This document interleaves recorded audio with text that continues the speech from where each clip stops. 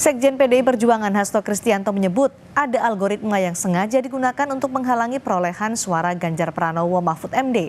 Akibatnya suara Ganjar Mahfud hanya bisa menembus maksimal 17%. Menurut Hasto, hal itu ia ketahui setelah bicara dengan sejumlah pakar IT.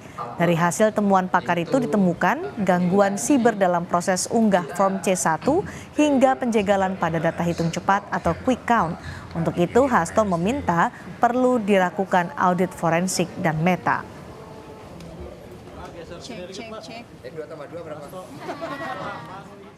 Para pakar IT yang menemukan persoalan yang sangat fundamental, misalnya dimasukkannya suatu JSON script, suatu algoritma untuk ngelok agar perolehan Pak Ganjar Mahfud itu hanya maksimum 17%. Kemudian juga suatu program untuk mengunci autentifikasi terhadap multifaktor yang seharusnya tidak sembarangan orang bisa mengupload C1. Juga data-data bahwa quick count pun itu diintercept.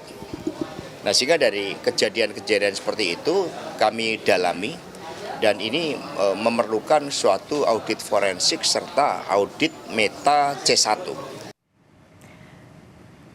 Adanya temuan soal penggelembungan suara untuk parpol tertentu, Partai Gerindra menilai setiap partai saling tuduh soal penggelembungan suara. Namun Gerindra yakin jenjang kontrol dalam pemilu sudah ketat sehingga jika ditemukan pelanggaran, Bawaslu di daerah akan memprosesnya. Sekjen Gerindra Ahmad Muzani menilai dugaan penggelembungan suara harusnya ditemukan oleh Bawaslu di semua tingkatan.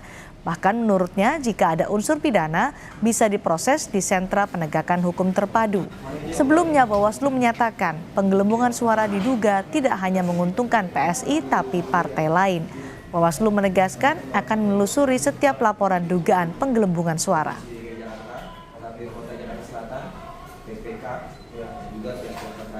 Isu tentang itu kan juga terjadi hampir di semua partai politik peserta pemilu. Semua saling menuduh, semua saling menyangkakan bahwa partai A, B, C, D, dan seterusnya melakukan tindakan penggelembungan. Karena itu mekanisme dalam undang-undang pemilihan umum itu kan berjenjang.